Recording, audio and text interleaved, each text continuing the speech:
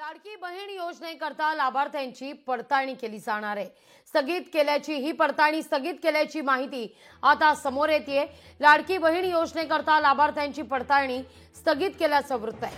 आगामी निवडणुकांच्या पार्श्वभूमीवर पडताळणी थांबवल्याची चर्चा आहे। निवडणुकीच्या तोंडावर लाभार्थी अपात्र केल्यास फटका बसण्याची सत्ताधाऱ्यांना भीती आहे असं देखील म्हटलं जात आहे।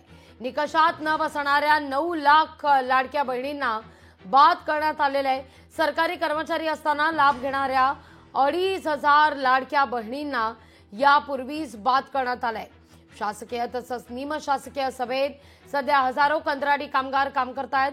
अशा थेट लाडक्या बहिणी किंवा याप्रती काम करत असलेल्या लाभार्थी बाद होण्याच्या मार्गावर होत्या, पण आता मात्र आगामी निवडणुकांच्या पार्श्वभूमीवर ही पडताळणी थांबवल्याची चर्चा जोर धरतीये। लाडक्या बहिणींसाठी अतिशय आनंदाची बातमी आहे, कारण नाराज लाडक्या बहिणींना फडणवीस सरकारचा आता दिलासा आहे। जुलै महिन्याचे पैसेही तुम्हाला मिळणार आणि निवडणुकीपर्यंत पडताळणीही थांबणार आहे। तर जून महिन्यामध्ये बऱ्याच लाडक्या बहिणी नाराज होत्या, पण आता पुन्हा एकदा लाडक्या बहिणींना आनंदाची बातमी आहे, कारण राज्यात लोकसभा निवडणुकीचं महाविकास आघाडीत यश आल्यानंतर विधानसभेची रणधुमाळी सुरू झाली होती। त्यावेळी राज्यात पुन्हा एकदा महाविकास आघाडीचे सरकार येईल अशी शक्यता वर्तवली जात होती, पण तत्कालीन मुख्यमंत्री एकनाथजी शिंदे यांनी लाडकी बहीण योजना आणली व सगळीच गणितं बदलून टाकली। महायुती सरकार निवडून आले व इथे लाडक्या बहिणींना जास्त प्राधान्य दिलं जात आहे व सध्या आता लाडक्या बहिणींना पुन्हा एकदा आनंदाची बातमी आहे। पुन्हा एकदा आता निवडणुकी येत आहे, त्यामुळे इथे पडताळणी थांबली आहे अशा बातम्या समोर येत आहेत। राज्यात शेतकरी योजना, सरकारी कर्मचारी आणि 2.5 लाखांपेक्षा अधिक उत्पन्न असणाऱ्या महिलांना या योजनेतून कमी करण्यास सुरुवात झाली होती।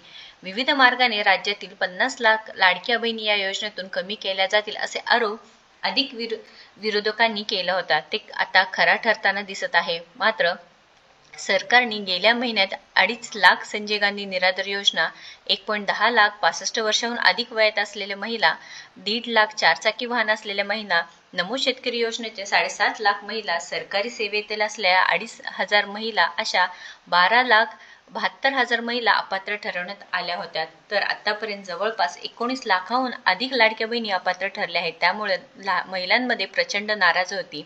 यातच आगामी स्थानिक स्वराज्य संस्थेच्या निवडणुकीची आता चर्चा चालू असल्यामुळे महायुती सरकार आता पुन्हा एकदा लाडक्या बहिणींना इथे जे काही चेकिंग चालू होतं किंवा पडताळणी सुरू होती पुन्हा एकदा थांबली आहे। तर आता दरम्यान विरोधकांकडून या योजनेत केली जाणारी लाडक्या बहिणींच्या गळतीचा राजकीय मुद्दा केला जाऊ शकतो असे महिलांची नाराजगी फटका आगामी स्थानिकांमध्ये बसू नये म्हणून सरकारने हा मोठा निर्णय घेतला आहे। तर लाडक्या बहिणींसाठी महत्त्वाची बातमी आहे।